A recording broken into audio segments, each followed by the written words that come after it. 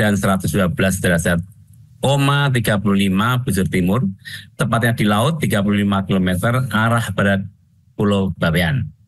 Selanjutnya diikuti dengan serangkaian gempa kecil dengan magnitudo yang berfluktuasi hingga terjadi saat ini. Bapak Ibu sekalian, teman-teman media, dengan memperhatikan lokasi epicenter dan kedalaman hiposenternya, dua gempa bumi yang terjadi merupakan jenis gempa bumi kerak dangkal atau kita lazim mengenal dengan shallow crustal earthquake akibat aktivitas sesar aktif di dasar Laut Jawa. Hasil mekanisme sumber atau bentuk patahan menunjukkan bahwa gempa ini memiliki mekanisme pergerakan geser atau mendatar atau disebut sebagai strike slip fault ya. Sedangkan dampak gempa yang pertama di Bawean dan Tuban, di Pulau Bawean dan Tuban terdampak guncangan dalam skala intensitas 4 hingga 5 MMA yang dirasakan oleh semua orang di dalam rumah. Barang-barang dan pasangan dapat terpelanting. Kemudian di Jepara, Lamongan, Bojonegoro, Surabaya, Kudus, Blora, Pekalongan, Nganjuk, Pacitan, Trenggalek, Tulungagung, Sidoarjo, Madiun, Pasuruan, Malang, Semarang, dan Yogyakarta dengan skala intensitas 2 hingga 3 MMI dirasakan nyata dalam rumah, getaran seakan-akan ada truk lewat. Kemudian dampak gempa yang kedua yang berkekuatan 6,5 di Pulau Bawean, guncangan mencapai 5 hingga 6 MMI, ini barang terlempar dan bahkan terjadi kerusakan ya.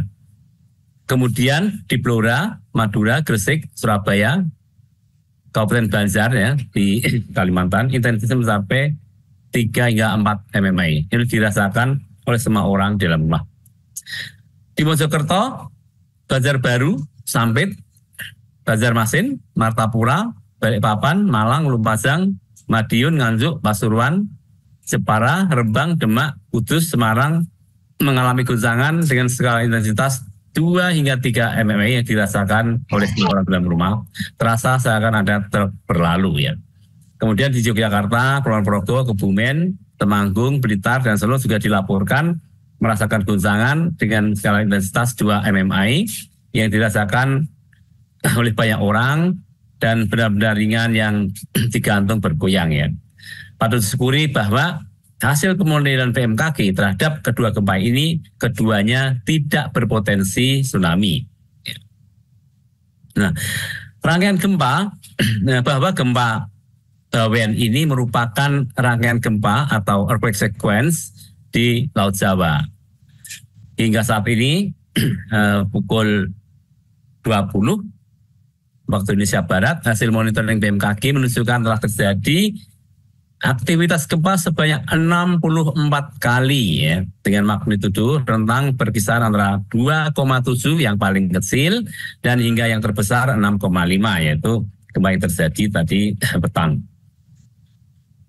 Rekomendasi yang kami berikan kepada masyarakat bahwa kepada masyarakat yang terdampak gempa Bawean ini dihimbau agar tetap tenang dan tidak terpengaruh oleh isu-isu yang tidak dapat dipertanggungjawabkan karena sejak sore tadi beberapa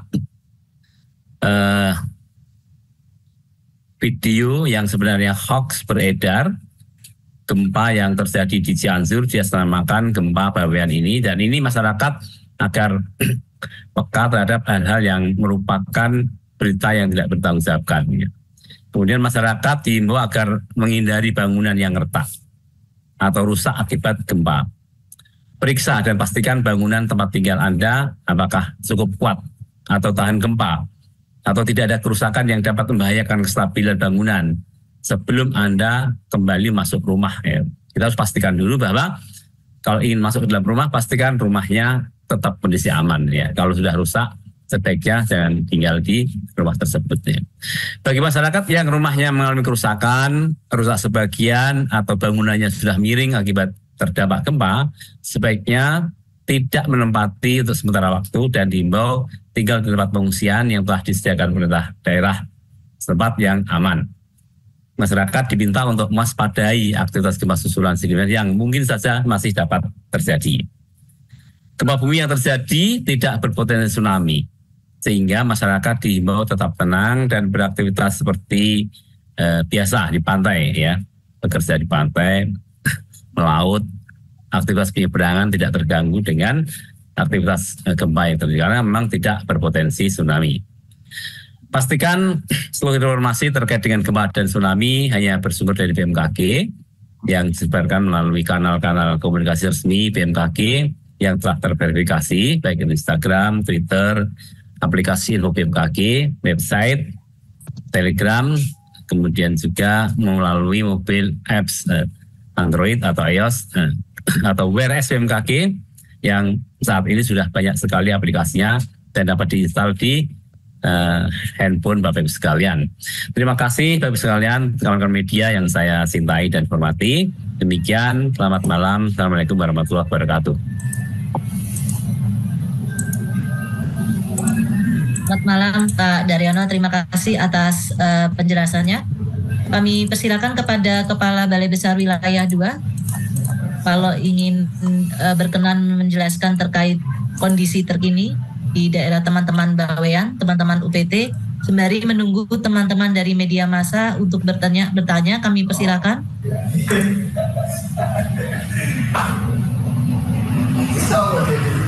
Atau dari BBBD daerah setempat, kami persilakan Bapak untuk mengupdate kondisi terkini di wilayah Bawean dan sekitarnya. Apakah terjadi kerusakan dan berapa datanya?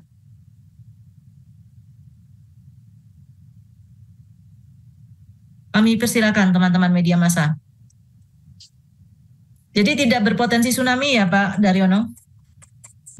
Betul, gempa ini tidak berpotensi tsunami sehingga masyarakat tidak perlu khawatir dengan pantai, dengan penyeberangan dan aktivitas terkait dengan laut.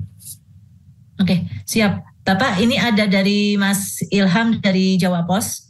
Yes. Bertanya terkait soal gempa susulan yang meningkat dari magnitud 5,9 ke 6,5. Penyebabnya apa Pak? Apakah itu gempa susulan atau gempa baru Pak? Iya, jadi sudah kami sampaikan bahwa hingga saat ini kami belum bisa memastikan terkait dengan tipe gempa ini, apakah ini model tipe 1, tipe 2 atau tipe 3.